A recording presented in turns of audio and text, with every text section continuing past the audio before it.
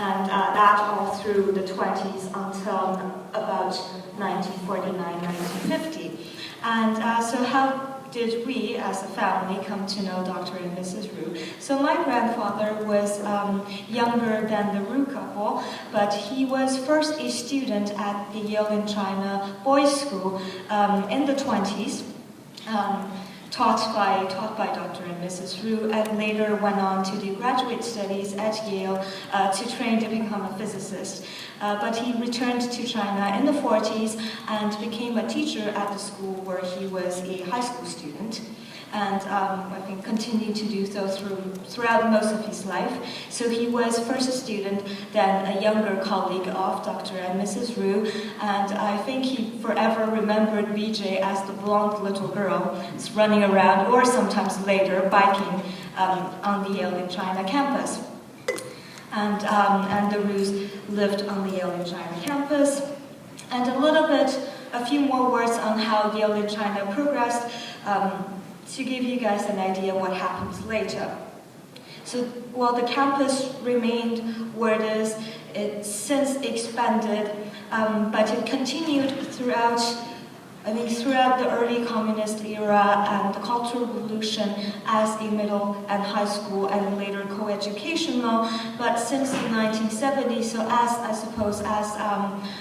Ambassador Roy had talked to us about yesterday, so as the United States and China resumed diplomatic relations, there was a whole campaign led by the Yale in China alums, including my grandfather and his friends, to give back the Yale in China School its name, and that happened in the 70s and 80s. So now it is again the Yali Middle School, a Chinese, I suppose, transliteration of the Yale name, and so throughout the early communist era and Cultural Revolution period, it's had other names, but now it's back to its original name, and it still sends, I believe, every year some undergraduate students to the Mother University in New Haven, and since the the late 70s and the early 80s, they've even continued with the program of sending Yale bachelors to teach at the middle and high school in Changsha. And the hospital also continued, so that's, I think it's the first rather complete Western hospital in Changsha, and so our friends BJ and Dave, and also I believe the Clark family children were all born in the Shanghai hospital at the time. We have Mary just over there, and that's where she was born. And what else? And yes, also if you're interested in looking at that later, I believe there is a copy of the Yale in China Centennial book on the table at the very back, and it's been written and edited by Nancy Chapman, who was one of the first Yale bachelors to go back to China to teach, to Changsha to teach in the late 1970s and early 1980s, and she was, until a few years ago, the responsible for the Yale in China Center on the New Haven campus. I believe now she works with the United Christian Missions in New York City. So that's that, and so that's how I come to know BJ, and through her, some of you here from SAS, because since 2006 I've worked with BJ and Dave on the translation of her book, The Oriole Song. So the Oriole Song is BJ's very poetic rendering of her experience growing up in China, and also her homecoming the first time in the 70s and a few other times later, because BJ and her husband Dave had worked in Asia for a very long time for medical missions in Taiwan, in Hong Kong, and also for a very long time in Burma, I believe. If that is right. And also something I found interesting that, so throughout the years I've talked with Joe before, because a lot of you come from missionary families or Standard Oil or other other kinds of backgrounds that might have brought your parents to China. And as you went to the Shanghai American School, your cohort are children from similar background. And I found I suppose the compliment in the Yale in China voice, because through them we see a lot of the children from families of Chinese pastors. And when I was a little child, I believed that it is normal that all your grandparents spoke English, but later on I realized it was not the case. So it's really coming back full circle, because as I suppose Professor Charles Bright had mentioned, for the American community abroad, it's there's the huge I guess migration of missionaries trying to preach in China, but sometimes we don't really see, depending on who we're communicating with, their Chinese counterparts, but do not worry, they do exist, and it is often through sometimes schools that we come to know their children, and therefore we could trace back to a certain extent so what these Chinese pastors were doing. And I think until a few years ago, in the Wuhan area that Joseph knows very well, there were even some of the very old pastors left that were themselves children of Chinese pastors and continued to do the work of their parents. And so with that, and also with that, I came to know other people. So through the Yale in China voice, the first classes, whose parents or the people they have known worked in other American schools in China, in Beijing and in Tianjin and so on and so forth. And I suppose that's what Joe was saying about tying everything together, and that's how I came to know about all these things growing up through the people and through their children that I have known. And I came here to tell you a little bit more about what I have done with BJ and Dave Elder, and also some of the things I've been doing since from a non-academic perspective, to give you an idea of what are some of the things we've been doing. So I was saying earlier, so from 2006, that's 3 years after the Orioles song, BJ's memoir, was published, we come to agree that it is a good idea for it to have a Chinese translation, because obviously, even though it is BJ's memoir, it is intricately tied to Chinese history of the 30s and 40s, and it would be of interest for Chinese readers that are interested in the history of their country of that time. And so we did that because there were requests through BJ's friends, some of her Chinese friends that she had reconnected with since the 70s, and so we did that, and it remained more or less in a draft stage as a Word document on my computer, and as some physical copies at the bottom of the elders' drawers in their Philadelphia home. But I suppose that was around 2 years ago in 2015, before the Washington reunion, and we were talking again because we knew last year, 2016, would be the 110th anniversary of Yale in China, and the school had hosted a whole array of activities, and it would likely also be the last time that some of the older Yale in China alumni would be able to get together, and these were the people that had actually known Dr. and Mrs. Ru, so tried to push that through as a Chinese publication, and because it is a DIY process, I don't know for academic publishing, but because we're all doing it ourselves, so we did encounter a lot of problems. We had to try to come up with solutions, such as if you publish with such and such a book number, you can only be distributed in mainland China or in Hong Kong, or not both. And also, I think it's been a few years that President Xi was there, censorship had never been stricter, and these are just all the issues we have had to deal with. And otherwise, now you were saying to me I have 5 minutes. 10. 10, okay, that's good. And otherwise, even for the maps and so on, because so that's where it also became interesting. So when BJ published her book with Eastbridge in Connecticut in 2003, she had some hand-drawn maps, and we thought for the Chinese version we would be able to put up. It's good to have proper maps and so on and so forth, so it's easier to print. And while working on that, I think it was both a learning process for myself and for BJ, because that's where we started to notice that some of the things from her childhood memories were actually not as accurate as she thought they would be. For instance, sometimes she would mix up the different banks of the Shanghai River, and also while working on the maps with a friend of mine, did we realize that at the time really occupied China, but Japan was not that big.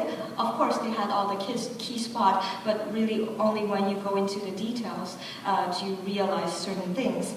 And that is on our efforts to try to publish in China. And unfortunately, as many of you may already know, BJ passed away in early March this year after many years with Parkinson's disease, and because her health had deteriorated for the few months before she passed away. So our project obviously had slowed down. But Dave and I are still in contact, and we're still trying to push that through, because we believe in BJ's story, and we believe that a lot of people are interested to see it published in Chinese. So that is still heading somewhere after the 110th anniversary of Yale in China. I will try to keep everyone posted, but then of course it is Dave on his spare time and myself on my spare time. But we're trying to push that through. And also some of the other things I think may be of perhaps more interest to our grad students and professors here, because I live in France, and there are obviously many universities and research institutions in town, and I personally study 12th century Chinese art, so that's very far removed from 20th century Chinese history. And because I became interested, I think for the last 10 years or so, in BJ's story, and I thought I want to know a little bit more about what's going on. What are some of the classes and seminars I could attend in town, and I did go to some of them, and sometimes I was asked, but what are you doing here? So I tried to explain, well, I had known a lot of people that lived in China at the time, and I communicated with some French colleagues. I think that's where I noticed during that time, I suppose the French had a very different community in China. There were not as many missionaries than with the Americans. A lot of them were diplomats or businessmen or bankers, and also from French academia, though they do read your work that you have published in English, but you may not know them. But I think there's renewed interest in French academia in 20th century Chinese history, and there is honestly more and more of them working on such topics. And well, to say the least, Joseph and I are not of the same generation as more known French scholars of the Republican period, such as Christian Henriot or Marie-Claude Berger, to say the least. But there is a move away from focusing on just Republican period Shanghai to some of the aspects, some of the other aspects of how foreign or Chinese people lived in China during the time. I know there are people working on gambling in Canton, and otherwise even in English populations. As I've talked to Mike yesterday before, there is an entire book on sanitation in Chongqing, if any of you is interested in knowing that, and so on and so forth. And because I think the way I became first interested and started working on it is through living history, is through people that have known it, and while the academic reading material only came back and became tied in later on. And I think it is interesting when you have known the facts that you can tie them back to the historical background. So I suppose it's rather the contrary to what you would have done if you had started out in school. And last but not least, so what we have been up to lately, many of you would have known Chelun. She is a fairly recent grad from the Shanghai American School who was with you at the Washington, D.C. reunion last time 2 years ago. And so unfortunately, Chelun cannot be with us here today because her brother is getting married in Taiwan, so that's a little bit far. But however, so we have continued to explore our interest to modern China through the SES alumni. And so our most recent project that we have been collaborating on, because Chelun is a grad of the Columbia School of Journalism, so she is a journalist, and because we were based in Europe, so we're trying to work on an article with Teddy Henriksen, who lives in Leverkusen, in Germany, with his wife Andrea, and I suppose on the journalistic profile article piece, because we think a lot of the things that people like you might have lived through in the 40s is still relevant to our current discussions about issues that are important in the world. I suppose particularly in Europe, with the flow of people that have came from elsewhere, and with that children that did not grew up in Europe, and so on and so forth. So we were last with Teddy and Andrea in Germany in last August, and these were our first interviews. We are still going through the recordings, trying to tie up the pieces together, and we're very glad because prior to that, obviously Teddy is very present in the SASA reunions, but he had not been very willing to publish more publicly his story, and now I think we try to convince him that these are stories that are fascinating and worth knowing. And so these are some of the things we are still working on right now. So I've gone through a lot of things, most of the things that we have done. I don't know if you may have any questions about some of these people, some of these events, or such that I may help to answer to. And otherwise, really, thanks for listening, but that is really just the overview of the things someone like myself have done, and I hope you did find it helpful in some ways.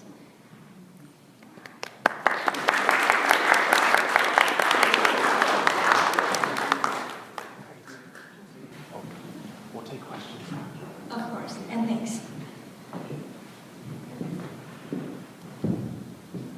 Thank you, Lou, for an excellent presentation, and also the kind of crossing borders and time periods and relational networks. It's really fascinating. I hope that we will have to continue these conversations in our question and answer session after. Our next presenter is Stephanie Chen. Stephanie is a PhD candidate in social psychology at the University of Michigan. Her work focuses primarily on reasoning, or how it varies and doesn't, between demographic groups. And she has compared Brazilian, Chinese, and American cognitive styles. And her more recent work focuses on the role that social diversity plays, or may play, in the so-called wisdom of crowds phenomenon. Stephanie received her Bachelor of Science from The Ohio State University, and is here now in Michigan, so there's that rivalry, but she is still here. Ohio State University in Psychology and International Studies with a focus on East Asia. And let's welcome Stephanie.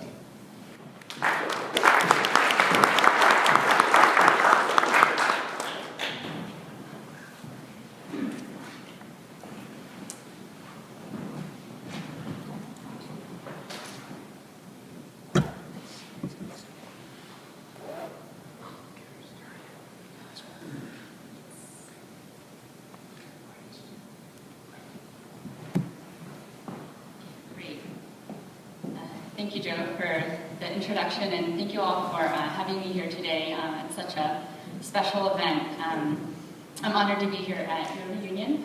And as Joe said, I'm a graduate student in the psychology department here at U of M. And I'm interested in the way people think. So when a lot of people hear about psychology, they think a lot about clinical psychology and mental illness. And I just look at regular people, the way we think and make day-to-day decisions. And some of my work has focused just on this question of what's different between different cultural groups and the way that they think. And so I won't be talking about resilience today. I'll be focusing on studies that I've done and that my collaborators have done, looking at Chinese participants and American participants for the most part, and seeing where there are some differences. And so if you were to think of this question and just answering this question on your own, what's different, you might have an answer that you would give from your experiences. Tourists might give some sort of answer about what the cultural differences are.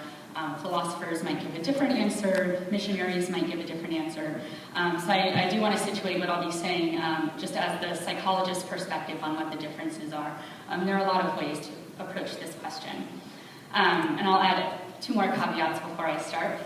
Most of these studies were done in the 90s onward, so my work is very recent, but I'll be presenting some slightly older work. But I still think it's very relevant. People have traced these differences back actually over centuries, so you might be able to spot how some of these differences may have played out in the stories that you've heard from your parents or that you've experienced yourself. The second caveat is that these are generalized differences, so there is a lot of diversity in how people within a culture think.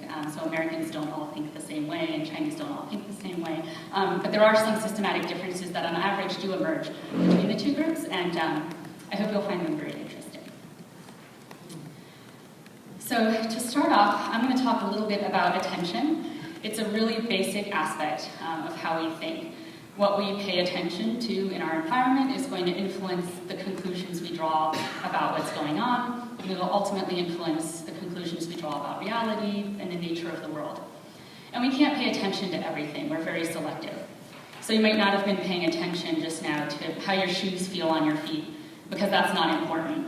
Or if a bird flew out by the window, you might not have been paying attention to that. So even though there's all these things that are going on around us, we tend to select what we're going to pay attention to. Otherwise, it can get very overwhelming.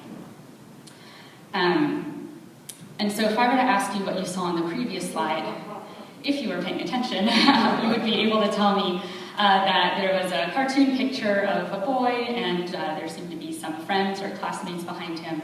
And if I asked you what that boy was feeling, if you were paying even closer attention, you might have seen his facial expression and noticed that he was smiling. So you might have said, okay, I think this boy's feeling pretty happy. And if I show you this picture, how would you answer that same question? How is this boy feeling? Just think of the answer to yourself. And I'm wondering if you can spot the difference between this picture and the previous picture, and if your answer about how the boy's feeling would have been influenced by any of those changes. This is what we did. To some participants, we recruited people from China and people from the United States to look at a bunch of pictures like this.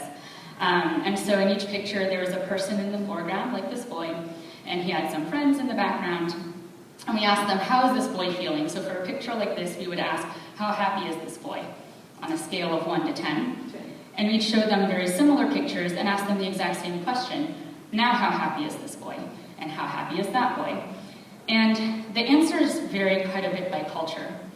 So what we noticed was that the Americans tended to give pretty similar answers for each picture because the boy was making the exact same facial expression. The Chinese participants, however, varied their answers a lot more by picture. And if you can see, I hope it isn't too small for you to see, the people in the background are making different facial expressions in each picture. And so the reason the Chinese participants were giving different answers is because they were paying attention to the context and using that information to draw conclusions about how this boy was feeling. And so this is an initial piece of evidence that's consistent with a lot of other pieces of evidence that cultures differ in how much they pay attention to context versus how much they might want to focus in on the main thing in a picture. And so one of my colleagues who graduated from U of M a few years ago has done some really nice work looking at historical paintings from East Asia, done by East Asian artists, including Chinese, Korean, and Japanese artists, and paintings done in the Western world, so in Western Europe and North America.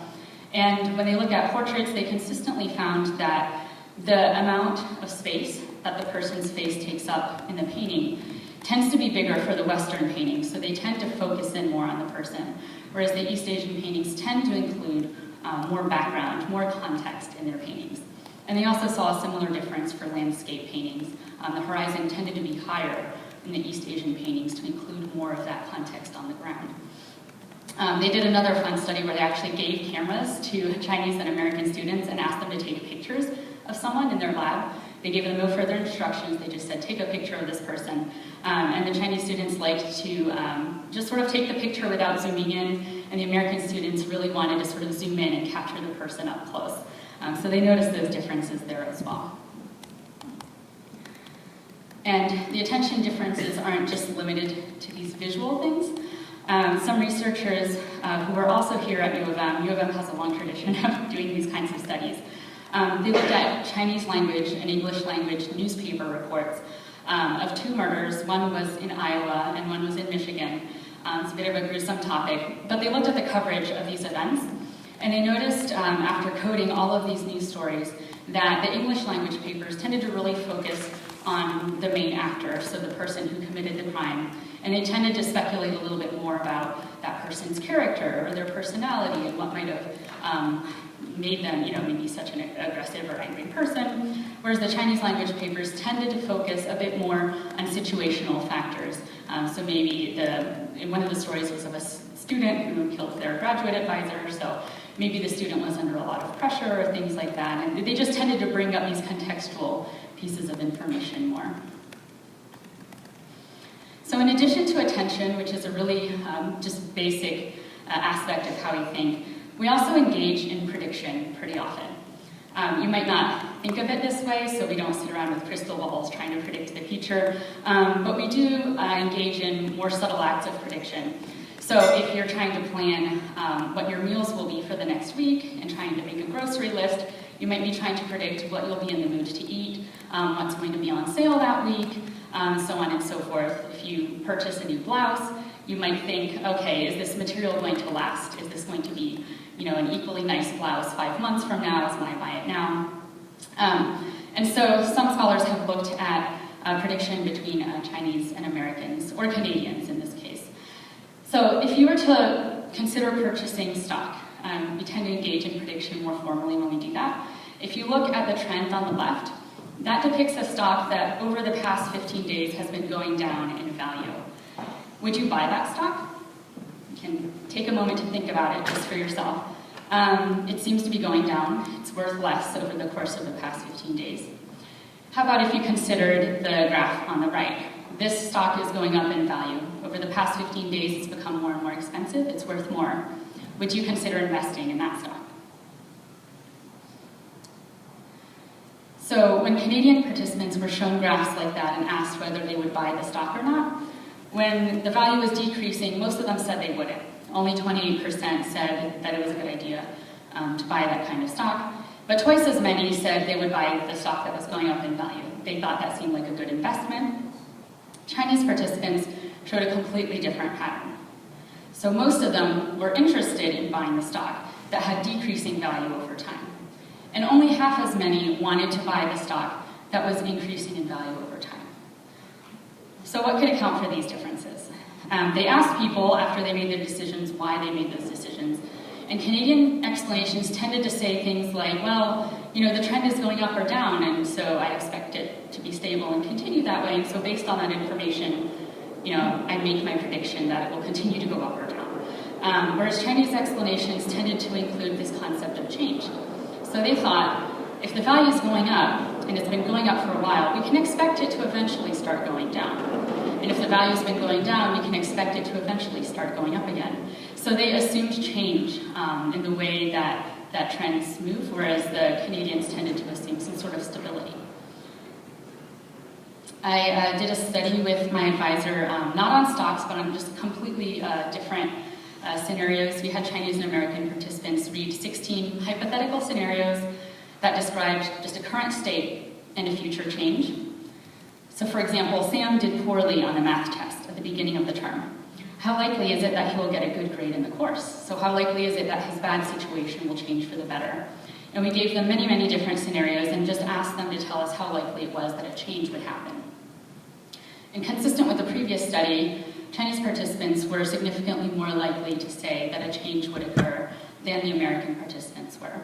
So they tended to think of change as occurring in this sort of cyclical or up and down kind of pattern, whereas Americans tended to think about change in a more linear way.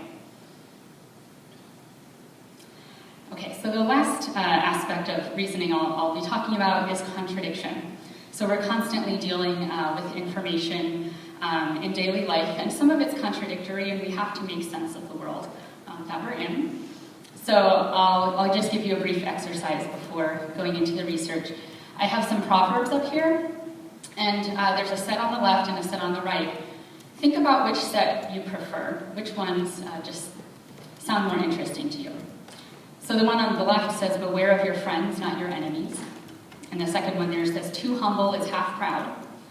And then the set on the right is different. One says, one against all is certain to fall, and for example is no proof. So Kai-Ping Peng was one of the first Chinese psychology students here at U of M to study culture with my advisor. And they had Chinese participants and American participants engage in a lot of reasoning tasks. And they noticed that Chinese participants, more than the Americans, tended to prefer proverbs that had some element of contradiction in them. So they would have liked the proverbs on the left more. Ones like, be careful, beware of your friends, not your enemies. And whereas Americans tended to show this opposite preference for things that seem more logical and straightforward and less contradictory. They gave them different sorts of arguments for God. So some arguments were dialectical and sort of had this contradiction and talked about different perspectives, and some were more logical, like talking about the ultimate cause and things like that. And Chinese participants tended to prefer the dialectical arguments. They found them a little more convincing, whereas the Americans had the complete opposite reaction. They preferred the more logical, straightforward arguments. They gave them different scenarios about conflict and asked them to react to them. The Chinese participants tended to prefer solutions to social conflict that involved some sort of compromise. So if they were reading about a mother and daughter who were arguing about something, they were more likely to say, well, they're both right or they're both wrong and they should try to work it out and have some compromise. And the Americans tended to approach it a little bit more with a little bit less of contradiction. So one person is right and one person is wrong. That was more of the American tendency. And finally, the Chinese participants were more likely to say that two completely contradictory statements were both true, whereas Americans tended to choose one and say, okay, if this is true, then the other one has to be false. So they were less likely to embrace or support a sort of contradiction when they were reasoning about things. So I just presented a lot of differences, and there's a really big literature out there detailing a whole lot more. But there is a way that people have sought to organize these differences. And so my advisor and my colleagues have summarized these differences as two systems of thought. So there's dialectical thinking, which is a bit more characteristic of Chinese thinking, and there's analytic thinking, which they say is more characteristic of American and Western thinking in general. And so as we saw, dialectical thinking has more of an emphasis on context and relationships, and because there is more of this emphasis on context, reality is viewed as sort of changing and complex and in flux. So if you think of reality as a spider web with all of these interconnecting parts, that context is very important. So if something happens on one end of the spider web, it's going to influence everything else in there, and so everything is going to change. And because of that, there is then more of a tolerance for contradiction because things are constantly changing. So someone who makes a foolish decision today might make a very rational decision tomorrow, and someone who's a very good person today might do something very bad tomorrow. So this is the sort of worldview that they've sort of proposed that East Asians tend to operate under, and it just includes more dialecticism. And as we saw with Western thinking, there's more of an emphasis on focal objects. People like to sort of simplify everything, kind of clear the context out and focus on the main thing. Reality is typically construed as more rule-based and stable. This sort of sets the stage for science. One of the assumptions of science is that if you can control for everything and make repeated observations, then you can figure out what the rules are that the world operates by. And there's a preference for logical thinking as opposed to allowing for contradiction. And I've written a review paper with my advisor where we kind of highlight the strengths and weaknesses of each system of thought. Each one has some nice things to offer, but then also some weaknesses as well. And as I mentioned, there's work tracing these differences back over hundreds of years. So if you look at traditional Confucian tradition and older writings, you can see elements of this type of thinking quite far back. And if you look at American thinking and trace it back to the origins of Western philosophy and Greek thinking, you can see some of these patterns going far back as well. And so in conclusion, culture impacts what we pay attention to, what we predict, and how we reason about the world. And to tie it into some of the other presentations, I think we could have some interesting reflection on how a photographer's culture could influence the way that he or she captures a story or a scene, or a journalist's culture could influence the way that he or she writes about an event. And my hunch is that when people of different backgrounds work together to capture history, then you get a more complete and very nice picture of what actually transpired. And so I'd like to thank you all for your attention, and I want to also briefly acknowledge my advisor who mentored me through a lot of this work. His name's Richard Nisbet. He's a professor here at U of M. He's about to retire from decades of work on culture and thinking. And I also want to highlight a couple of former Michigan doctors as well. They were some of the first Chinese psychology students here to really challenge the assumption in psychology that everyone thinks the way Americans think. They came and said, no, I think Chinese people have a very different way of approaching the world. And so they've blessed us with a lot of great work. And that's all I have. Thank you.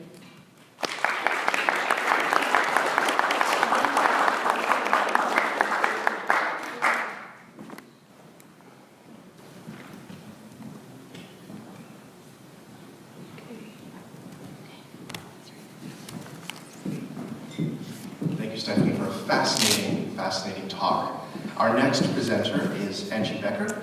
Angie is a PhD candidate in the Department of Asian Languages and Cultures at the University of Michigan. Her dissertation explores cultures of work and labor in the PRC during the Cultural Revolution.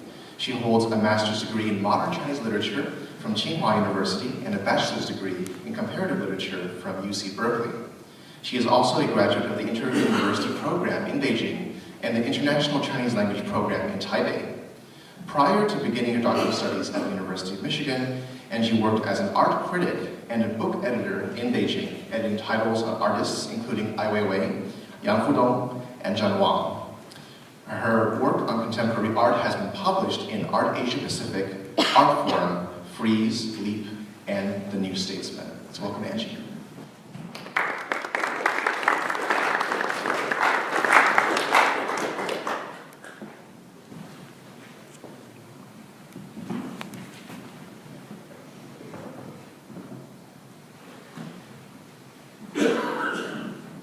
So can you all hear me on this?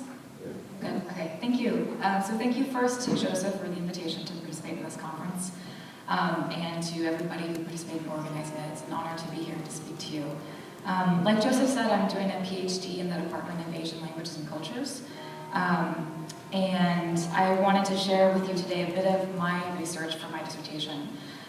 The work I'm going to share with you today comes from the first chapter of my dissertation, and it's on barefoot doctors, or 赤脚医生, and I'm coming at this from the perspective of somebody who's based in the study of literature and cultural studies, so I'm particularly interested in the narratives that we tell. So what were the stories that were told about barefoot doctors?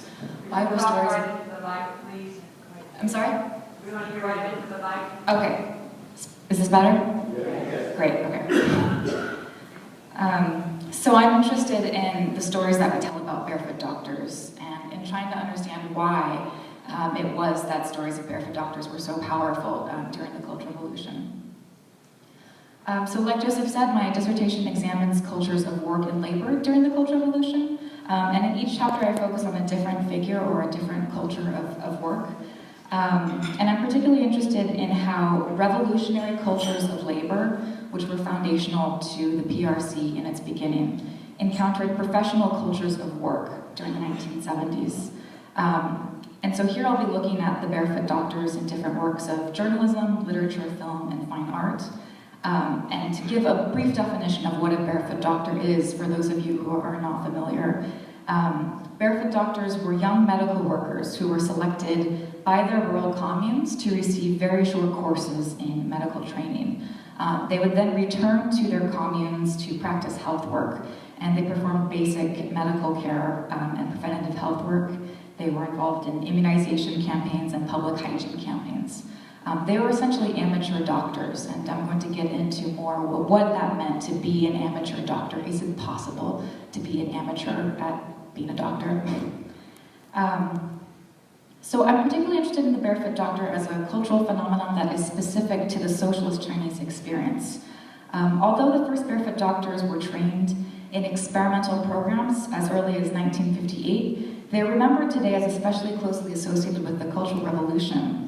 And existing scholarship on them tends to date the programs that trained them to 1968. So if you'll recall, that's exactly 2 years after the Cultural Revolution was launched. And they were implemented into national healthcare policy at that time. So by the mid-1970s, there were more than 1.7 million barefoot doctors that were in practice, and they were practicing all across China, in every province, and basically every rural health cooperative that existed, which had 90% penetration of China at that time. So they were pretty much completely widespread throughout the nation. The barefoot doctor is so closely associated with the Cultural Revolution that when the Cultural Revolution officially comes to an end in 1976, the barefoot doctors also very quickly come to an end. They were abolished first in name, so first there was a promulgation that we would no longer call barefoot doctors, they would be called village doctors. And then they were abolished in substance, so village doctors were eventually forced to go through higher and higher levels of certification to maintain their titles, and eventually we don't have a certification class for village doctors anymore. So both the medical system that the barefoot doctors belonged to and the larger ideology that supported them have disappeared from prominence today, which makes the barefoot doctor something of an oddity in today's context. They're one of the many cultural phenomena that have been orphaned by the Cultural Revolution today, like model opera or peasant artist, for example.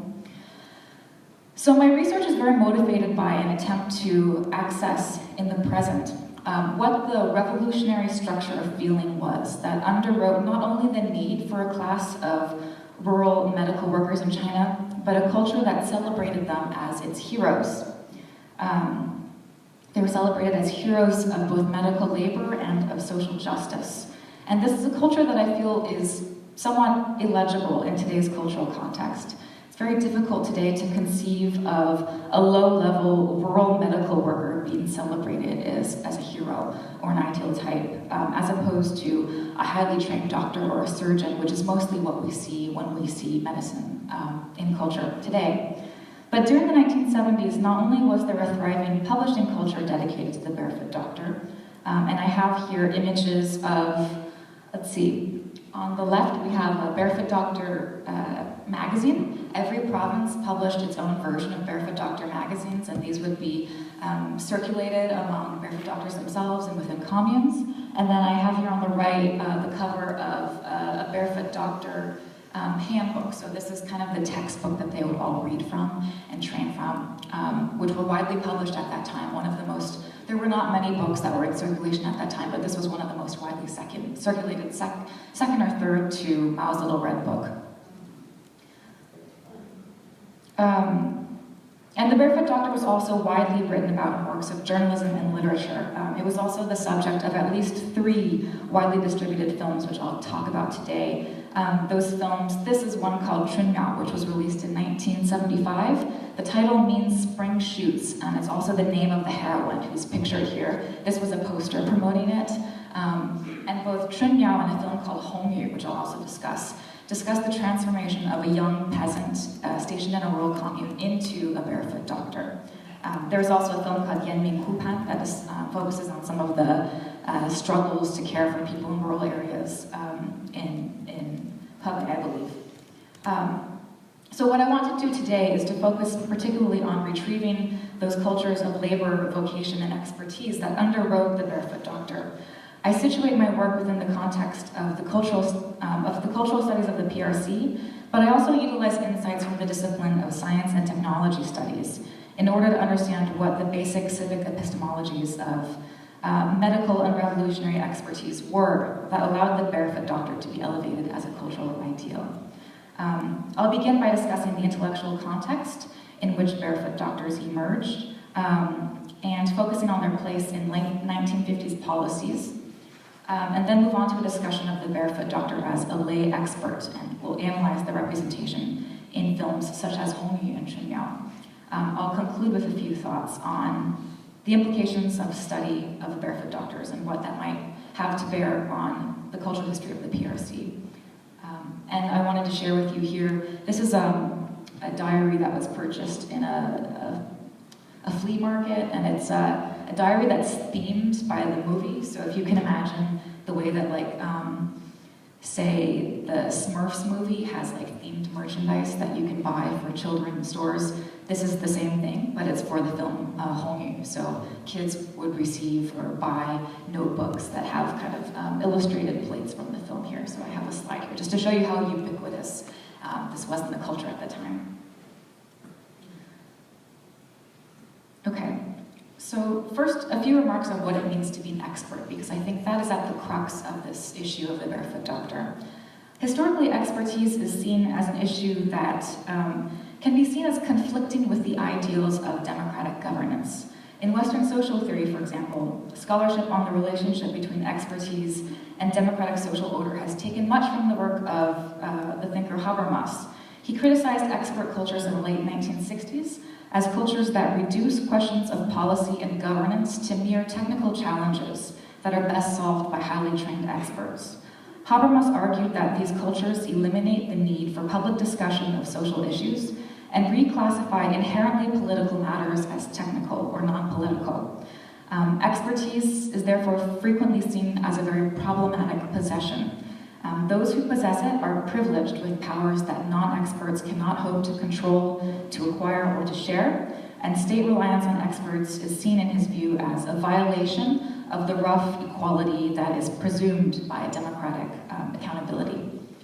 So nowhere is this dynamic that's described by Habermas more apparent than in early PRC debates over the ideal relationship between political values and specialized knowledge. This is a debate that ultimately gave rise to the barefoot doctor, I argue. And the ideal relationship between political values and specialized knowledge was encapsulated by national discussions of the phrase "red and expert," or 有红有专. This is a phrase that was coined by Liu Shaoqi and Mao in the late 1950s as a means of resolving the conflict between political orientation or theory with practice or labor, and of closing the gap between intellectual elites and common laborers.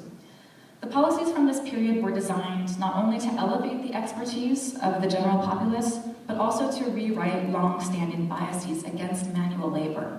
So many of you may have heard of the famous dictum by Mencius, that some labor with their minds, some labor with their strength, and Mencius goes on to say that those who labor with their minds are fated to always be governed. Those who labor with their labor will always govern over those who labor with their bodies, right? So there's a clear cultural privileging of mental labor over physical labor. So there were slogans from this period that specifically targeted this bias and really attempted to rewrite it. So for example, we have the slogan to eliminate the three big gaps, or 消灭的三大差别. These gaps are the gap between the urban-rural populaces, so the 城乡差别. We also have the worker-farmer gap, 工农差别, and the mental manual labor gap, the 脑体差别. These were part of an explicit attempt to foster new cultures of labor. And both Mao and Liu felt at that time that the PRC contained an abundance of red, but it had a lack of expert. They made public remarks at that time expressing the desire that all proletarians would transform into proletarian intellectuals. So in 1957, for example, Liu Shaoqi spoke of the need for the working class, quote, to have a formidable regiment of intellectuals. It must have its own regiment of sci-tech cadres, its own regiments of professors, educators, scientists, journalists, artists, Marxists, and Marxist-Leninist theoreticians. The same year, Mao would also lay out dramatic plans to cultivate what he called an army of proletarian experts and intellectuals. So the first attempts to train the barefoot doctor emerged from this elevation of the read and expert ideal. In 1958, there were programs to train what were called semi-agricultural or semi-medical workers, banlong, bani. These were workers who were trained beginning in experimental programs in regions outside of Shanghai. And although scholarship on barefoot doctors tends to overlook the banlong, bani medical workers because they don't carry the explicit name barefoot doctor, in my work I explicitly include them as part of the barefoot doctor's history. Although the scope of the banlong, bani programs was much smaller, the barefoot doctor program bears little in substantive difference from these banlong, bani medical workers. And I believe that including them in a history of the barefoot doctor allows us to recognize that the barefoot doctors were not limited specifically to the Cultural Revolution, but were in fact part of much longer trends of rethinking cultures of expertise and medical practice that began nearly as soon as the PRC was founded. So, not coincidentally, programs to train the banlong, bani medical workers from which the barefoot doctors derived occur simultaneously with the read and expert national debates. The first attempts to educate these semi-agricultural, semi-medical paramedics was in fact one of several initiatives that was started at that time to cultivate read experts. These programs included also crash education programs for worker peasant cadres, the construction of thousands of new schools in rural and poor urban areas, literacy and technical training programs in factories, and the implementation of class line policies that discriminated against the children of pre-revolutionary elites. So these were all initiatives meant to create new read experts and to rewrite some of the cultures of expertise that had existed. So barefoot doctors then emerged from a new culture of labor that developed in the PRC, beginning in the late 1950s. And this was a culture that understood the potential conflict between expertise and responsive governance, and attempted to create a new class of worker intellectuals who would deliver on this promise of being read and expert. I want to turn now to discussions of expertise to explore the civic epistemologies that underwrote the culture of the barefoot doctor. So in my search for theoretical frameworks and historical precedents that can bring something to light on the barefoot doctor, the concept of the lay expert is one that I think is particularly productive. And this is an idea that's been explored primarily in medical sociology and science and technology studies. Both the lay expert and the barefoot doctor share in common a sense that they are, at their core, oxymorons, right? So if we take the very definition of a lay expert, the sociologist Lindsay Pryor points to the very antithetical dictionary definitions of layman and expert. You can see layman is defined precisely by a lack of access to expert knowledge here. In the Oxford English Dictionary, a layman is one of the laity, an outsider or non-expert, whereas an expert is defined as having an accumulation of experience, trained by practice, skilled, experienced, and having experience.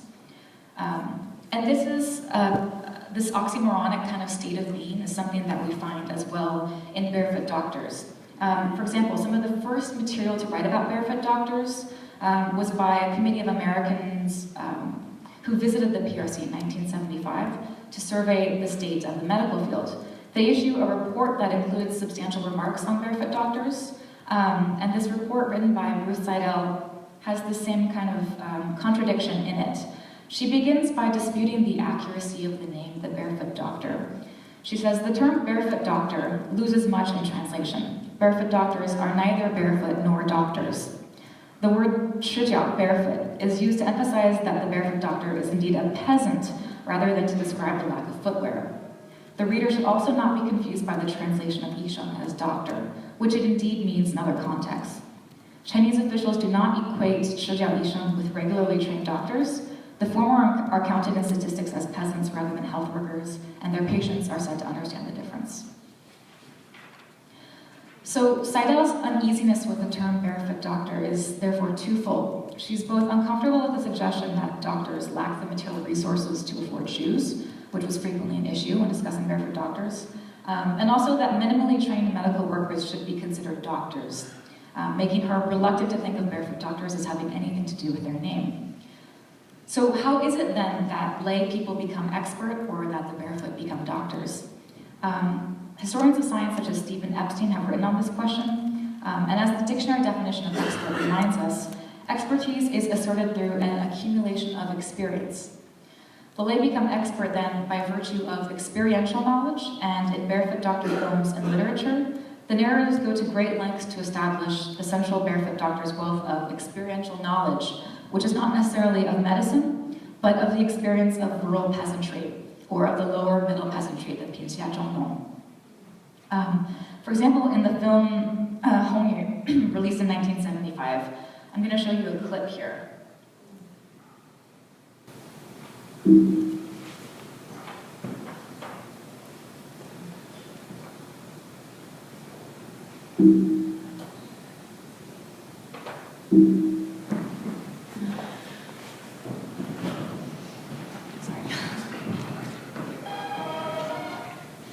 So this clip I'm showing you here is from Hong Yu.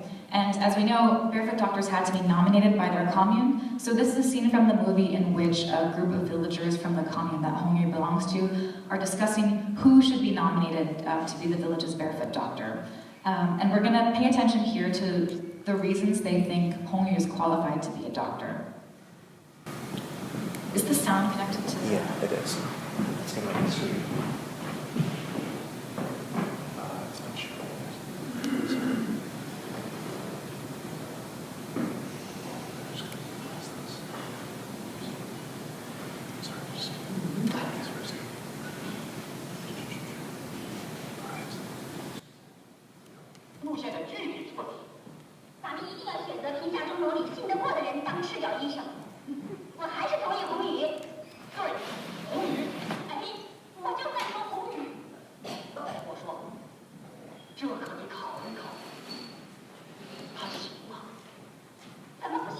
Okay, so I'll just translate for those of us who don't understand. But the first woman said, I think we really need to nominate somebody who comes from within our ranks, someone who understands what it's like to be a peasant.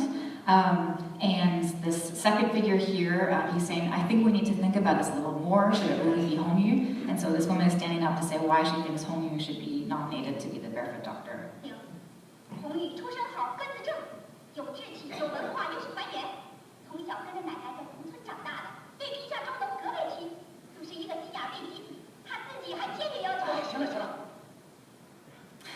Okay, so she's saying there, I think Hong Yu should be nominated because he comes from a really great background. He's a member of the Communist Youth League. He's worked really hard for our commune. He has a good attitude, and he grew up with his grandmother in the province. So that's her justification, and she ultimately wins this argument. Hong Yu becomes nominated.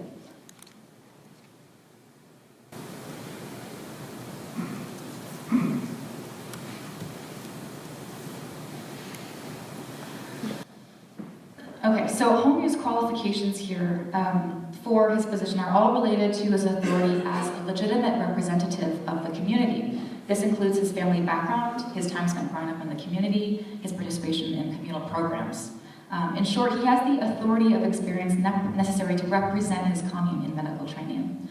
But expertise cannot exist in a vacuum, and expertise is predicated upon its recognition by other people. So one cannot be considered an expert unless other people's agree that you have the experience necessary to be considered one.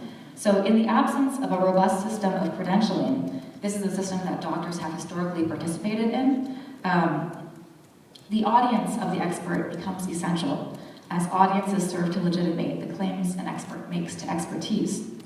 Several scenes in both Hong Yu and Chun Miao reflect on the importance of the audience. When Hong Yu and Chun Miao become doctors, they always treat patients in the presence of others. And there is bright, clear lighting in these scenes, even when they are indoors. There are many rival medical figures that are depicted in these films, such as a witch doctor, and I have an image of her here from Chun Miao. You can see she's, oh, we have the strange view.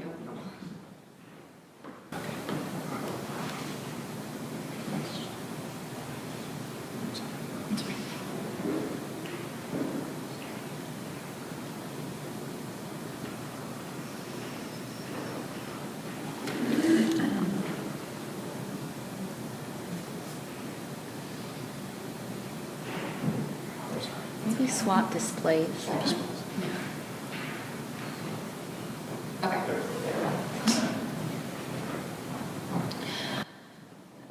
so there's a witch doctor in the film Chun Miao, and she is one of the main antagonists of the film. She's always trying to treat people before Chun Miao or competing with Chun Miao to treat patients. And she's always portrayed in dark, shadowy spaces. In the film Hong Yu's main rival in the village is a pharmacist. He was trained prior to the revolution occurring, and so he is seen as having bourgeois knowledge and bourgeois expertise. And here is a slide of Hong Yu. He's receiving his medical training in this slide here. And then this is the pharmacist. He's also depicted in shadowy spaces, and he's seen here in a scene he's kind of making plots with his wife. They're this kind of nefarious duo in the film. So he's often lurking in kind of the dark recesses of the screen, alone by himself or plotting with his kind of sycophant wife.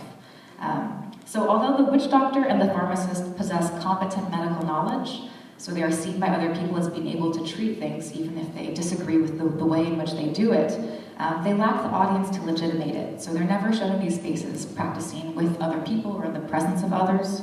And they emerge as kind of corrupted expert figures. They exert influence through shadowy backdoor processes. And commune members frequently voice their skepticism of the soundness of their moral character and medical advice. To drive the point home even further, in a pivotal scene from Chun Miao is ordered by the conservative leader of her commune, Du Wenjie, to shut down the village health station. And there's a confrontation between the two of them. Chun Miao refuses to shut down the village health station because of the services that it provides to the people. And they have an argument that begins indoors, but very quickly a group of villagers gathers outside the window, and they frequently interject into the argument that's being had. The presence of the audience here serves to legitimate Chun Miao's position as the legitimate medical provider for the rural commune. And even though Du Wenjie attempts at several points to shut them out, so he physically closes the window and they reopen it, Chun Miao and the villagers win the argument, and the villagers, at the end of the scene, they swarm into the room and stand behind her. So for the barefoot doctor, so long as the appropriate audience recognizes their expertise, and in this case, it's Chun Miao being recognized by the villagers for her authority as their care provider, they remain tenable as expert lay figures. I want to take a moment now to address the fate of the barefoot doctor. During the Cultural Revolution, a directive was issued in Mao's name, the June 26 Directive in 1965, and in it he instructed the Ministry of Health to, quote, place the emphasis on rural areas. At the time, 25% of China's budget for healthcare was spent on rural areas, even though 80% of the population of China lived in the countryside. 70% of the 1.4 million medical professionals in the country were stationed in large urban cities, while only 10% were in rural regions. And policies that redistributed access to healthcare to rural areas were very closely associated with radical leftist agendas. These were the ones that were championed by Mao and Jiang Qing and the other members of the Gang of Four. Jiang Qing herself is said to have played a very large role in developing the film Chun Miao. Deng Xiaoping, meanwhile, is representative of kind of the opposite political view at this time. He was seen as a conservative voice during the Cultural Revolution, during those times when he was around. And he is said to have walked out of a screening of Chun Miao in disapproval. He later controversially told a group of foreign visitors that while China's barefoot doctors were quite uneducated or barefoot at the moment, he had this metaphor where he said, eventually our barefoot doctors will put on cloth shoes and they will eventually wear leather shoes. And this was a metaphor that was supposed to represent them gaining greater knowledge. So they would go from barefoot to having a little bit of knowledge, cloth shoes, to having a lot of knowledge, having leather shoes. So you can see how closely the material things are associated with the levels of expertise. Following Mao's death in 1976, Chun Miao was one of several films that was accused of being a conspiracy film for its close association with radical leftist agendas, and it was banned from public viewing in the immediate aftermath of the arrest of the Gang of Four. So at the end of the Cultural Revolution, barefoot doctors themselves quickly disappear.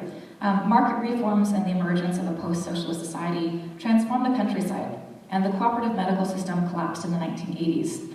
It was very quickly replaced with a user-pays system that again exacerbated the urban-rural divide in healthcare.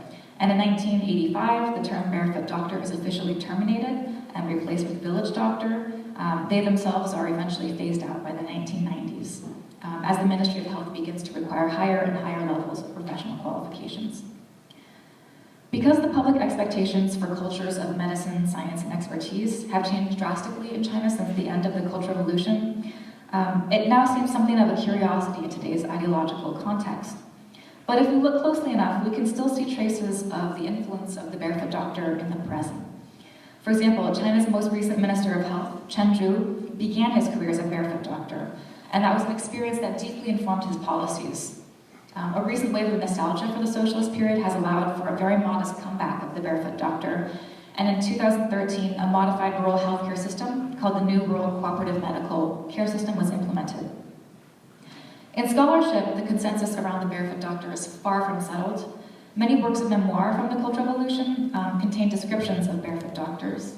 And in some cases, the author themselves became a barefoot doctor. I have two examples here. I think Wild Swans is a memoir that many people are familiar with.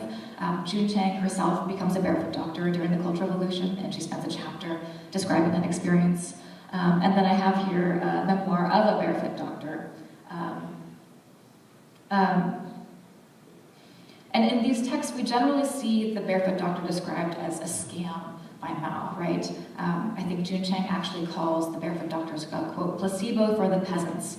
And she describes them as fake doctors who offer ineffective traditional Chinese medical treatments that are meant to disguise the state's inability to invest more heavily in healthcare infrastructure. But other scholars have revisited the barefoot doctor system in recent years, and they argue that not only was the system appropriate to the state of the PRC's development in the 1970s, but that it was actually innovative and effective, lowering mortality rates and essentially wiping out many incidents of infectious disease. So scholars such as Li Haihong cite the World Health Organization's 1977 favorable assessment of the barefoot doctor program as a matter of pride. And then I have here two books that participate in this kind of reevaluation of the Cultural Revolution and some of its programs. The book on the right is a book on science during the Cultural Revolution, and the chapter on barefoot doctors has that conclusion that it was actually an effective system, while Dong Ping Han's book, The Unknown Cultural Revolution, talks about a lot of the positive improvements made in the countryside during that period. So in this presentation, I hope I've shed some light on the broader changes in cultures of labor and expertise that occurred during the PRC's socialist period. In the case of the barefoot doctor, although they are most culturally prominent in the early 70s, the barefoot doctor should be understood as a cultural phenomenon that has roots that extend far earlier than the start of the Cultural Revolution, as programs to train expert members of the lower class were initiated as early as the late 1950s. Barefoot doctors were part of an attempt to radically rewrite what it meant to be an expert, offering a new model of broader lay expert engagement with the lowest and most prominent level of society, as well as a new culture of how expertise should be conferred and recognized. Because this chapter is still in progress, I'm going to stop here before I commit myself to any overly ambitious statements, and I look forward to your questions.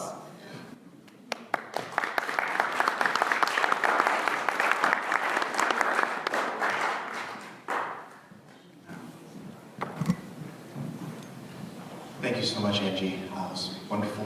And we would like to invite all the presenters to come up now and field questions. We have about 7 to 10 minutes for questions, so go ahead and come on up, and we'll share the mic so that way everyone can hear it in the room. And I'll call on you as you raise your hand. Is Lou here?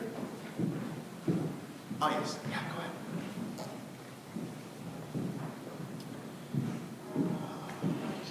David. Or Angie, to what extent were barefoot doctors encouraged or not encouraged to use folk medicine? To what extent, okay, let me, I'm just going to repeat your question. It was, to what extent were amateur doctors encouraged to use folk medicine? Yes, okay. This is one of the more interesting aspects of the Barefoot Doctor program. I think in the Western mind, the barefoot doctors are really closely associated with traditional Chinese medical treatments. And so there's a famous song from the movie Home Yu, the theme song, where they talk about how the barefoot doctor is equipped with a bunch of herbs and a silver needle.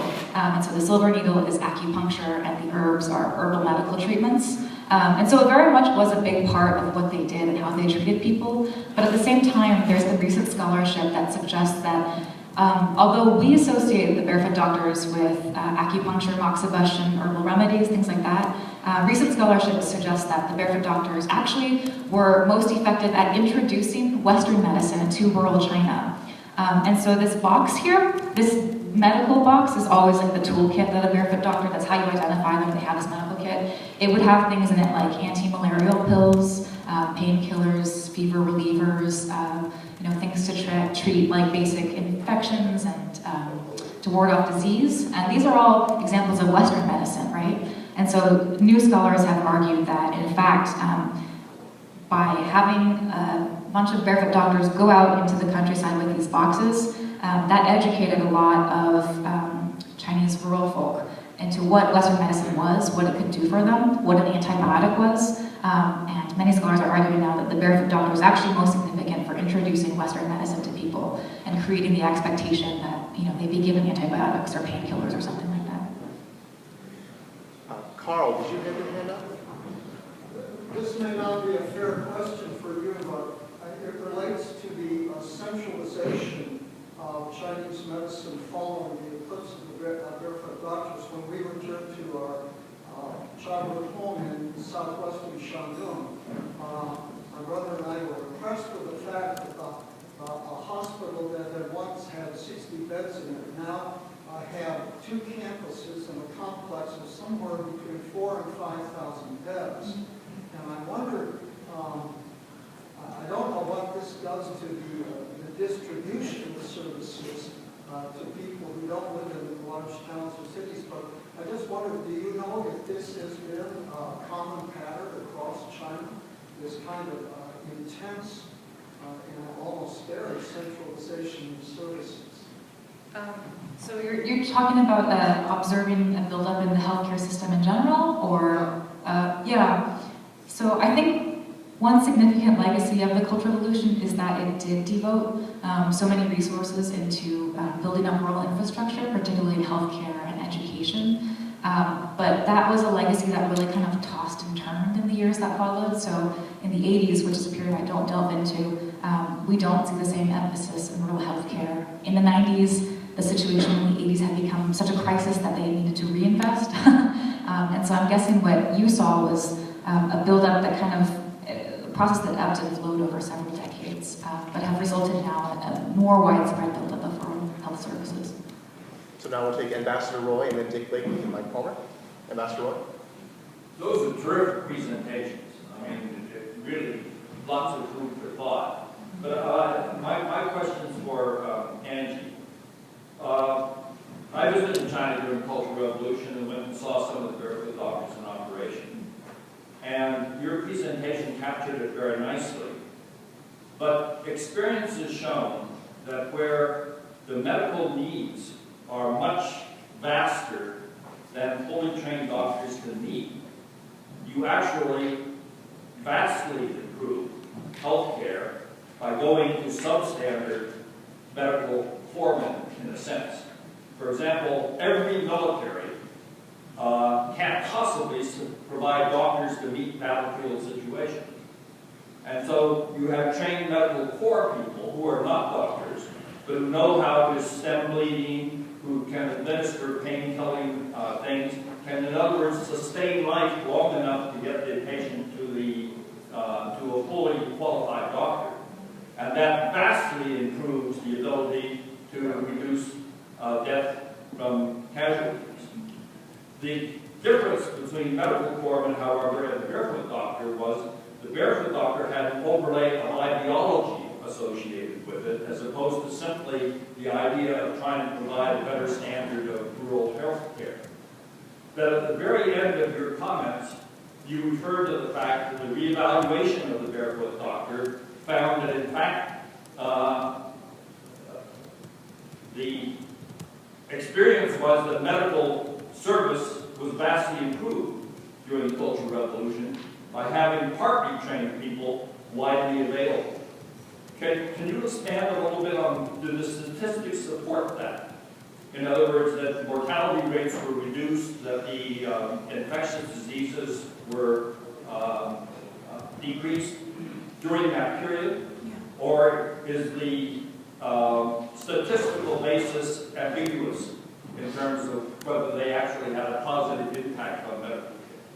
Yeah, thank you for your comment. I think a lot of recent scholarship supports the point that you just made, namely that for a developing nation, I think what they need most immediately is not 1,000 neurosurgeons, but 100,000 kind of people with a minimal level of medical expertise. And so, yes, recent scholarship has supported this idea that mortality rates went down during this period. There were several prominent campaigns to target certain diseases such as stomatosis, for example, the snails that kind of come in through the foot. This was a very big campaign at the time. Typically we see this period as being one that really got the disease under control, as well as others like malaria, things like that. And barefoot doctors were very much involved in preventative medical health work. I think a lot of the controversy comes over their level of medical training. The level of training they had really varied widely across the map. Some people went to training sessions that lasted a matter of days and then would come back and practice medicine.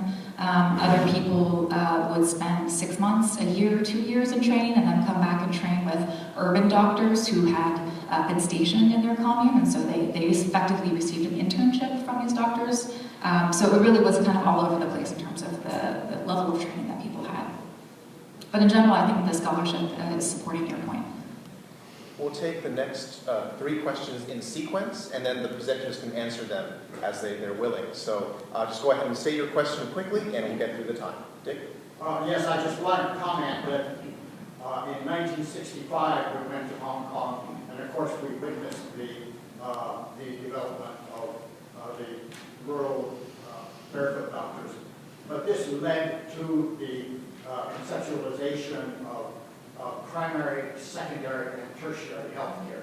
Here in the United States, of course, we see the very widespread use of secondary health care provided by registered nurses who provide what is needed at that level, and then being able to refer up to the tertiary level. Mike? How did the witch doctors and the midwives work into the system? Were they part of it, or? Great. Mike? I just want to say, did you run into Dr. Ma Haida at all? I came across that when I met Su Fei. Su Fei was Dr. Ma's wife, and Dr. Ma had a different name. His name was George Hatem. He's American. And he is the father of the public health of China. Quite a guy. He eradicated venereal disease from China. And he went out there originally to try to do it, but as soon as he corrected it in Shanghai,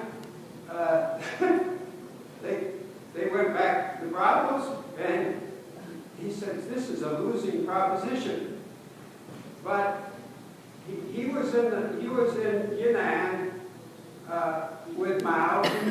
He was recruited by Mei Ling's sister, especially for this purpose.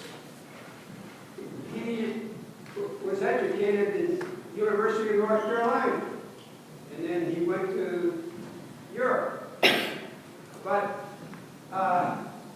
he also got rid of leprosy in China. Since we're a little short on time, I'd like to just pause your comments there, but let the presenters. I have a book in Chinese upstairs on him, and I'd like to have you take a look at it. Sure. Thank you. Thank you. And we'll field one very brief question, and we have 3 minutes to answer, so please go ahead.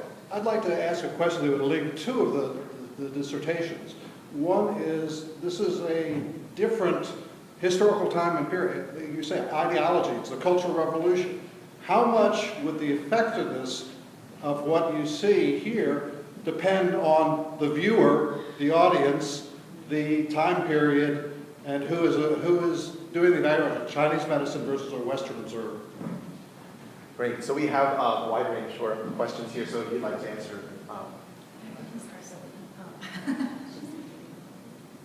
Okay, I'll just make a brief statement regarding the last question, which is to say I don't know entirely, but I have similar questions. So I think my impression is that we have this division between sort of dialectical and analytic perspectives that are different between cultures. My guess would be that within different disciplines, people also emphasize dialectical or analytical thinking. So someone trained in engineering might approach a question very differently than someone who went to medical school or studied in the humanities. So my guess would be that in addition to having people from different cultures like study these issues, it'd be nice to have people from different disciplines too. So I don't know if that gets at your question, but that's just a brief thought. Also thinking of the idea of time. What were people at that time in the Cultural Revolution under Mao, under the ideology, versus how we might be seeing it from sitting here in Michigan? Mm-hmm. Yeah, and that's a good question. I think some people's perspective is that what you saw previously in China and what you see now is a little bit different because the Mao era had such a big impact on the culture itself. So I don't know if anyone has addressed that directly, but that's a good question. I'll just try briefly to address the questions. The first comment on the primary, secondary, tertiary healthcare, I completely agree with you. And I think one of the impacts of the barefoot doctor was the introduction of the referral method. So I've learned in my research that prior to the barefoot doctors, you would largely see kind of like a local pharmacist, and they would be very loath to refer you outside of themselves. So they would never kind of say like, oh, well, my buddy over here has knowledge of cardiology, why don't you go see him? That didn't happen at all. One doctor for all your needs, right? But during the barefoot doctor period, I think people became they were introduced and became accustomed to the idea of seeing a barefoot doctor, and if it's a big problem, we're gonna kick you up a level, you're gonna go to the commune clinic, and if they can't take care of it there, we'll send you to the head of county hospital to see if they can address your problem. So I completely agree with that comment. As to witch doctors and midwives, I think that first, in the texts that I deal with, which are films and literature and things like that, there's a very skewed view of them. So what would be called a witch doctor, I think in another context would be a full practitioner, right? So just using a term like witch doctor already shows very clearly what side of the fence that you're on, and they're mostly depicted as charlatans who know what they're doing is corrupt, like they'll say an incantation or something, and then just ask for a very high fee. So they're depicted very negatively in the text. However, I think there still was a huge space for full practitioners at the time. I'm not a sociologist or an anthropologist, and so I'm not trained to do the kind of work to actually go on the ground and interview people and find out what it was that they were doing. But my sense from the secondary literature is that there was still a huge space for midwifery at this time. I think it was still very culturally taboo for a male doctor to see a woman patient, even, and so I think there still was a huge space for other types of medical practice. And the last comment about, is it George Hatton? I think one thing that's really interesting about barefoot doctors is the extent to which foreign doctors actually were involved in articulating this culture. So many of you must have heard of Norman Bethune, the very famous Canadian, right? He is like the patron saint of barefoot doctors. And it's very interesting that there was a foreign figure such as Norman Bethune who has seen his sacrifice, his death, is seen as a physical bodily sacrifice that he made towards the health of the Chinese people. And this is something that we really see echoed in a lot of the barefoot doctor stories. So a lot of short stories, newspaper profiles talk about a barefoot doctor working to the verge of death, and in some cases even dying. And this is seen as a really heroic sacrifice that I think comes out of this narrative model. So I will have to look more into Ma Haida or George Hatton particularly. I'm sure he played a large role this time, but I think the involvement of foreign medical practitioners is a really interesting part of the project. Well, unfortunately, we're out of time. I hope you can continue conversations during our coffee period with our presenters, and let's give them a warm round of applause. Thank you.